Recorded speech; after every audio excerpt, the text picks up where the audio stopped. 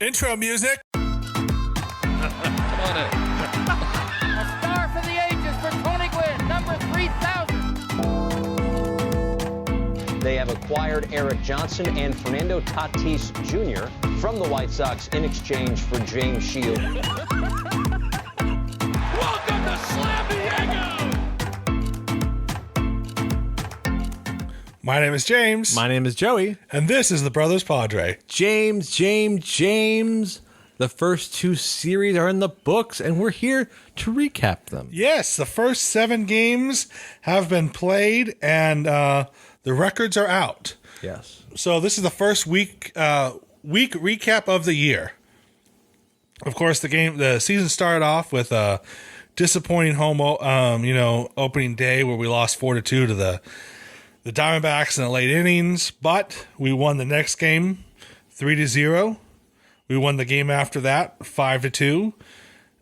Great pitching performances all 3 games by Darvish, Sean Manaea, and No Joe. And then the 4th game, Blake Snell was supposed to start, and he had a abductor strain. Yes, which is the same injury he had last year. They replaced him after the first inning. Well, he didn't even get a pitch. Like, they literally pulled him, but Nabil Krismat, hero of last year, came out and did a phenomenal job. And luckily, our offense decided to find their swings that game, and we ended up winning 10-5. So we won our first ever series of the year. That was awesome. Yep. And then we went to San Francisco, where it was cold. And personally, I get offended by places that are cold. Yeah, I do too. Like, places that are overly hot and overly cold. Yeah. Put a roof on your place. Right. This is ridiculous. The first game we won 4-2. Nick Martinez, first game as a Padre. Perfect. I mean, he was awesome. We won 4-2.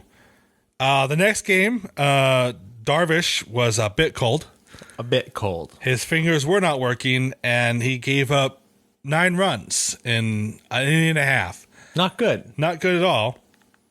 We ended up losing that game 13-2, and the final game of the series was a phenomenal pitching duel by Logan Webb, who's probably one of the best young pitchers in baseball for the Giants, and Sean Manaea.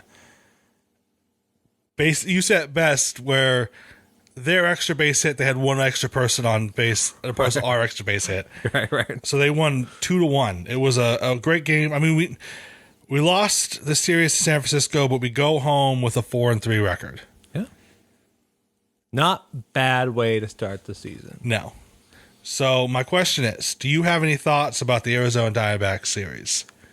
Yes. We're one batting away from a clean sweep. Yep. The 9th inning of the first game of the season. We didn't have a closer. Our closer literally was traded to us that morning, was on a plane and pitched a side session the day before, so was not available to pitch. And Bob Melvin made a decision, hey, Robert Suarez, he's a closer in Japan. Let's do this. If he's going to be a big league closer, he has to step up to the plate. Right. We can't throw him out the first game of the playoffs. First day of the year, as close as we can give to see as much stress as we can give him. We recapped it on the opening day podcast. We don't need to rehash. But yeah, if that inning went different, a clean sweep. And that is what you do to bad teams. If we're a good team, we have to beat up on bad teams. Yes. That's just how it's supposed to work. That's nature. That's a Darwinian evolution right there. Exactly. Right? Survival of the fittest, right? We are on the HMS Beagle in the Galapagos Islands studying the survival of the fittest. That's a Darwin joke. Please clap. Please clap. No. I was so worried about this series because last season we were destroyed by the Diamondbacks for whatever reason, and the Rockies. Yeah, for whatever reason, we couldn't beat the Diamondbacks or the Rockies. So it made me feel good that we beat up on them. Yeah.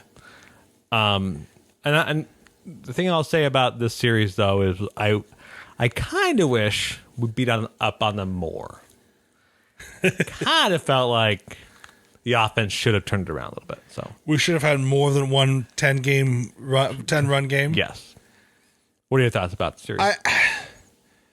I mean, you can't argue. I mean, 2 runs the first game. We were against Mad Bum. He's a good pitcher. 3 runs the next game. 5 runs, 10 runs. You can't argue with that kind of a run production. But yeah, I think that there are a few hitters that need to step it up a tad, mainly 2 at this point. I just think that we need to get Will Myers and Trent Grisham going, because if they can start being a little bit more productive, we'll see more runs. And I don't have any complaints about the Diamondback series other than how long is Snell going to be out, because they're saying he's going to be put on the injured list tomorrow. It's okay, James. We don't need Snell anymore. I know. I was going to talk about that at the end of this end of the recap. We'll talk about that. So yeah. So the next series, Joey. Yeah. First game we won, then we lost the next 2. Do you have any burning thoughts about the Giants series? Is every Giants game not exciting? It feels like none of these games were exciting. And maybe that's a weird thing to say. This last game was exciting because of the pitcher duel. I like that because they're both 2 great They're pitchers. both slinging, yeah.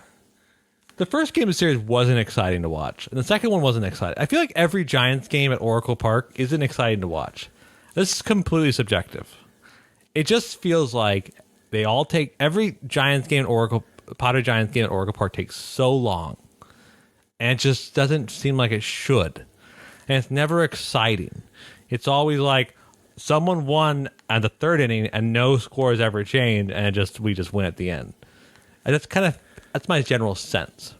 So from a viewer perspective, I thought it was a whatever series to watch until the last series.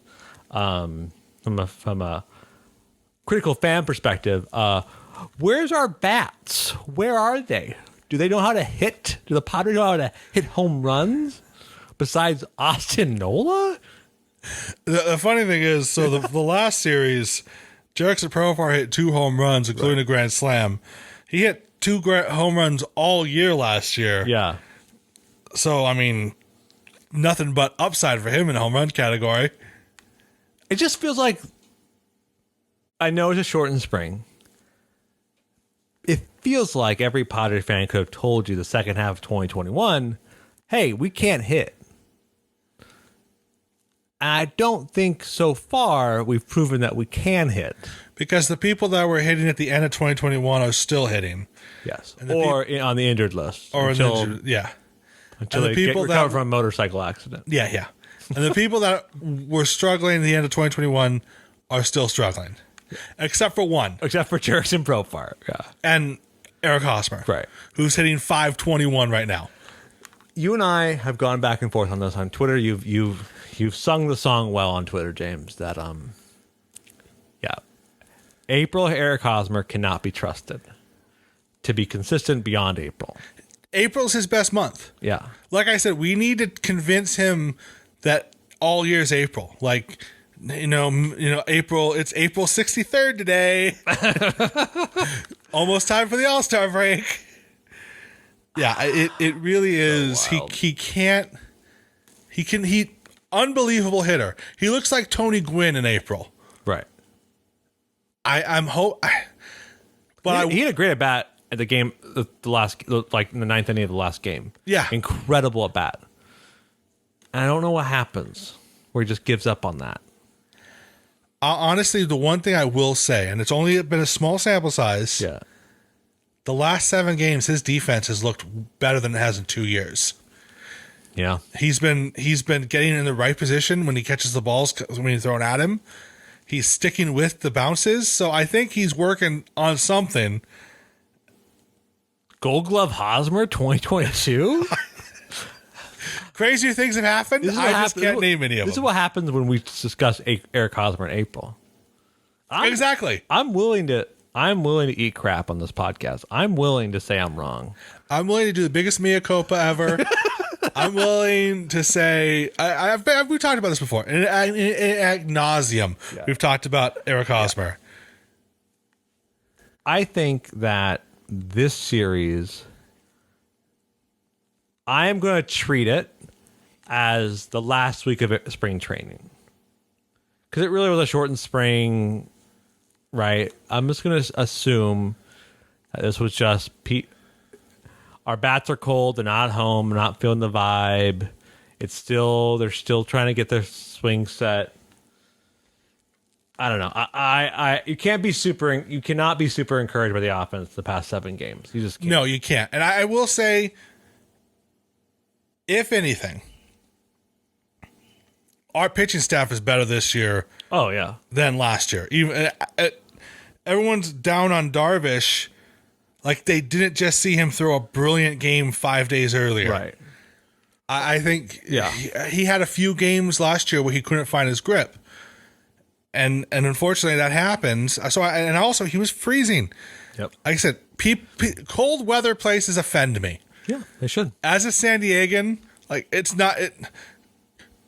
don't put it on us because you chose to live somewhere that has bad weather. Yep. Fix it.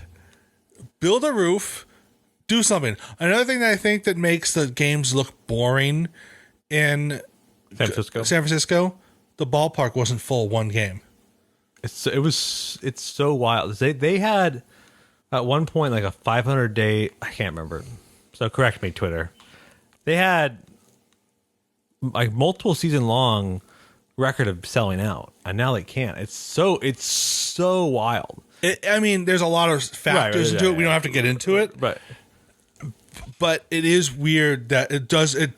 It looks like a September game. It looks like September. It's weird that we went from Arizona to San Francisco and they have the same crowd capacities. Yeah. One of those teams won 107 games last year. Yeah. And it wasn't the Diamondbacks. Early highlights to me, Taylor Rogers, rock and rolled. That slider he has is nasty. Yes. Like I said, I will say this. Yeah. The standouts that I saw for the first week, Jerickson Profar looks like a different player. Yes. Eric Hosmer's playing like Eric Hosmer April. Steven Wilson. Oh my goodness. When we signed this kid, we were signing somebody special. Yeah. This kid legitimately has star closer stuff. Yes. And I think he might be our closer next year. 5 straight pitched 2 innings, under 30 pitches for both innings, 5 straight strikeouts against a 107 win team. The first 100, against the best team in baseball last best year. team in baseball, best offense in the National League. Yeah. The first game of the Giants series, we saw a little bit of history. We saw the fifth time Twins have faced each other. Yeah. Taylor and Tyler Rogers, and also the first time in history because our Rogers got the save, their Rogers got the loss, and Steven Wilson got the win. First time in baseball history that has happened where they all come from the same town. They all come from Little Colorado, and that's pretty cool. That's so wild. And the second game of the series, we saw history. We saw the first ever female. The Giants had the first ever female first base coach, first ever on-field coach. And I did not write her name down, so I apologize. Lisa something. Yes. So, but that was cool. Yeah. I was kind of fun to see, and I agree with you. I'm going to treat this like the last week of spring training. And so the next series. Well, we got to talk about the unwritten rule thing for a second. Okay, fine. So I watched this game. Well, I'm gonna call myself out. I stopped watching this game when it was 10-2 at the 6th or 7th inning. So I was like, I don't need to watch this, right? I know how the story goes. I was on vacation at the time. Like, I'm going to enjoy myself. I'm just going to relax. I didn't watch it. And then I find on Twitter, there's a brouhaha around unwritten rules between the Padres and Giants. And for non-baseball followers, I'm going to try to explain what's happening, and then we'll discuss it. The Giants are up, I think at the time, 10-2. Yes. 11-2. I don't know. A lot. 11-2. Yeah. Mauricio Dubon is up in the 8th or 7th inning, and he decides to bunt for a base hit while his team is up by 9. And he gets the bunt base hit. Padres bench gets annoyed, and Bob Melvin gets annoyed. And the reasoning behind this is an unwritten rule is that when you're beating up on a team, don't try to don't bunt. Just swing at everything. Let's get the game moving. Like, it's just professionalism not to. You don't need to add insult to injury. Right. That they also can't defend a bunt. This, of course, is particularly ironic because 2 years ago, the San Diego Padres were on the other side of this, where Tatis Jr. hit a grand slam while they're up by 7, making them up by 11 after he hit Well, he hit a grand slam on a 3-0 pitch. 3-0 pitch. Again, unwritten rule, 3-0 pitch, when you're up by a lot of runs. Too many take caveats to all this stupid crap. The one thing I will say that somebody pointed out, yes, the core group of players is the same, but the management team has changed. Yeah, that is true. And when a management team has changed, the spirit of the team has changed, and the way they interpret rules have changed. Bob Melvin and Mike Schmidt are old school guys. Yeah. And they both were annoyed by this. Ultimately, unwritten rules are stupid. I'm so tired about it. When I read the tweet, I was tired already about it. Especially, I got really tired of Padres Twitter that were all offended by it. I was like, wait a minute. We were all... The amount of inappropriate hand gesture tweets that came out against the Rangers complaining about Tatis Jr. 2 years ago. And now the same people are complaining about a bunt. Like, come on. Yeah. Let's just say unwritten rules are stupid. Did Dubon need a bunt to get on base? No. No. Was he trying to... Is he a gamer and wants to get his stats up? And he saw that Machado was playing back because... Yeah, of course. So, no, I think that... I just don't know. I think that's a stupid issue. I tweeted I have a friend who's a Giants fan, and I said, this is how I look at it. When the Padres do it, it's cool. When the Giants do it, it's dumb. That's my standing policy. So, I will say the only one good why we might see this more and more is because there's no game 163 anymore. So if you are tied at game 162, the team that has a higher run differential gets the win. So blowout games matter if you are tied at the end of the season. So it might not happen as much, but I don't know. It's just tired. The thing is, like, how can teams be tied?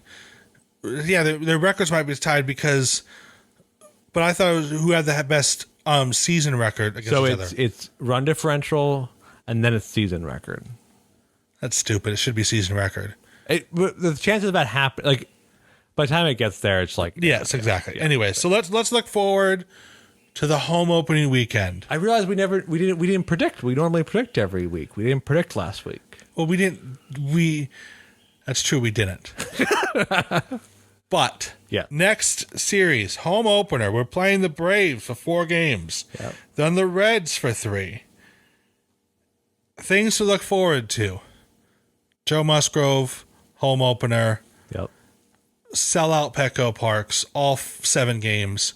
Gonna be exciting. Gonna be a lot of fun to watch.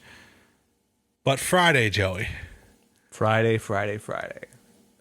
Blake Snell is hurt. Yes. And that means it is time for the prodigal son. The one who's been disparaged much by someone on this podcast. I don't know who you're talking about, but I have never seen him pitch up until this spring. And so I thought of him as a myth, a mere fantasy. But Mackenzie Gore more than likely will get the start on Friday. Yep. And if he pitches well, that's not a good thing for Blake Snell. No. It's a great thing for Padres fans. Yes. It's a great thing for Bob Melvin. Having too much of a good thing is always good. But yeah, Mac Daddy, the former number one pitching prospect in all of baseball. Ruben Niebla met before lockout, and gave Mackenzie Gore homework.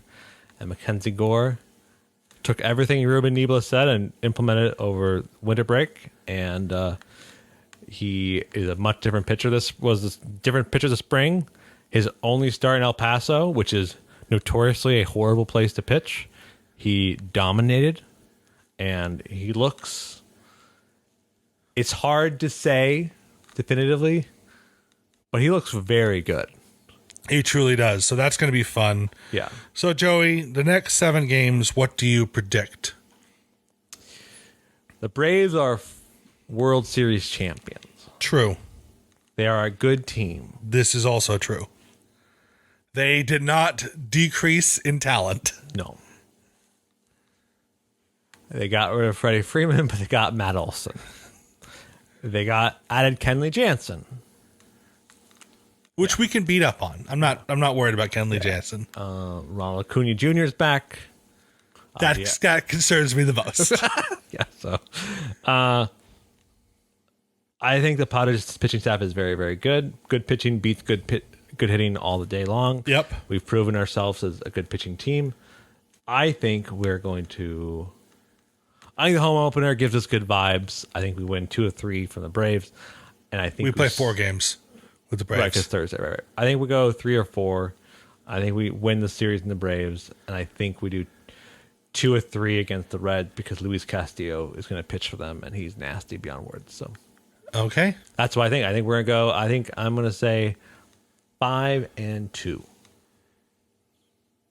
I'm going to say we're going to split with the Braves. Okay. And take 2 out of 3 from the Reds. So okay. I say, yeah. 4-3. 4-3. Wow. Well, I hope I'm wrong, but that's my prediction for. I mean, it's probably it's hard to say you're going to beat up on the World Series champs. Just tough. I would like to. I would like to take those Braves to task. Yeah. But cool. Excited for baseball. Excited for the home opener. That'll be fun. Excellent. You'll be there. You'll be in attendance. I will be in attendance on Sunday. That is correct. That's pretty cool. That is very cool. Yeah. You got to tell me. I'm sure it's just like last year. But yeah, exciting stuff. Fun stuff. Well, ladies and gentlemen, that was our first weekly recap of the year. Please leave a like and comment and all that good stuff. We're on Spotify. We're on YouTube. And leave a comment and we'll answer it. Yeah. I've been known to answer comments online. Exactly. And until next time, go Padres. Go Padres. And there it is! Ho-ho, doctor! You can hang a star on that, baby!